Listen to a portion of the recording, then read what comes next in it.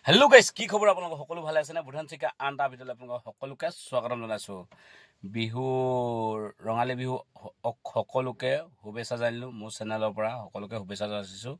সকলো ভালে থাকক আৰু আশীৰ্বাদ কৰিব মোৰো ভালে থাকোঁ বুলি। বিহু বতৰ সকলোৱে, আৰু বিহুত বোলে গৰু বিহুৰ দিনাখন 100 এবিধ শাক খাব লাগে। আপোনালোকে কোনে কোনে খায় কমেণ্ট কৰি জনাব। কাইলৈ সোমবাৰ আৰু মই কাইলৈ নিৰামিষ ভাতে খাম।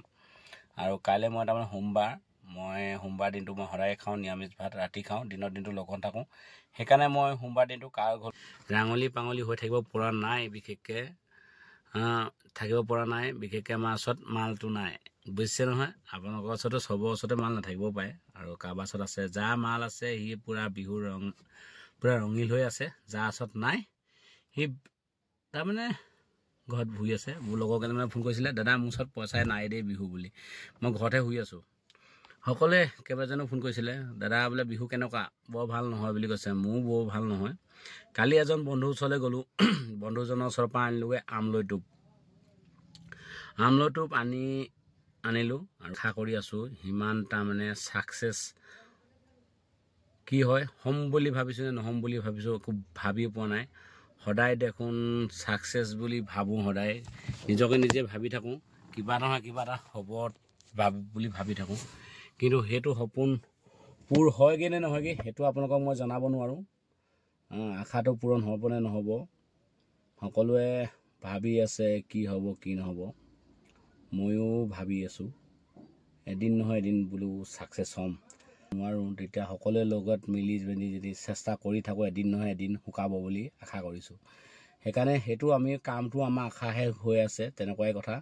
কামটো আশা কৰিছোঁ সকলোৱে ৰাইজে আমি যিমান আছোঁ শ্ৰমিকসকলৰ যিমান আছোঁ সিমানে সদায় আমি একগোট হৈ থাকোঁ, আমাক তাৰমানে কোনো হৰাব নোৱাৰে। আৰু এডাল লাখুঁটি ভাঙিব পাৰি, দুডাল ভাঙিব পাৰি, 3ডাল ভাঙিব পাৰি, যদি 5ডাল একেলগে দিয়ে এটা মানুহে 5ডাল লাখুঁটি ভাঙিব নোৱাৰে, তাৰ ক্ষমতা নাই।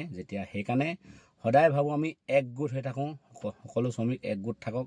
আৰু সকলোকে মই বিহু বতৰ বুলি শুভেচ্ছা জানিলোঁ। সকলোৱে ভালে থাকক, আশা কৰি থাকক।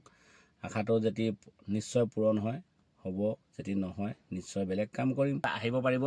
খোলা দিয়া পিঠা, প্ৰেচিডেণ্ট পিঠা, সকলো পিঠা ৰেডি কৰি থৈছোঁ। আপোনালোকে যদি আহে, তেল পিঠা, বৰপিঠাটো আজিকালি নবনোৱাই হ'ল। বৰপিঠা আগতে তাৰমানে আইতাসকলে বনাইছিলে, মই দেখিছিলোঁ।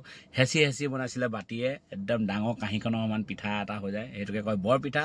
আপোনালোকে যদি কোনোবাই মই আকৌ নাজানো বাৰু বৰপিঠাটো বনাবলৈ। মই তেলৰ পিঠা, গুড় পিঠা, লাড়ু, নাৰিকল লাড়ু, খোলা দিয়া পিঠাটোকে প্ৰেচিডেণ্ট পিঠা বুলি কয়, ছেক্ৰেটৰী পিঠা বুলি কয়, ওলোৱা সোমোৱা পিঠা বুলিও কয়, মডেলিং চৌ পিঠা বুলিও কয়।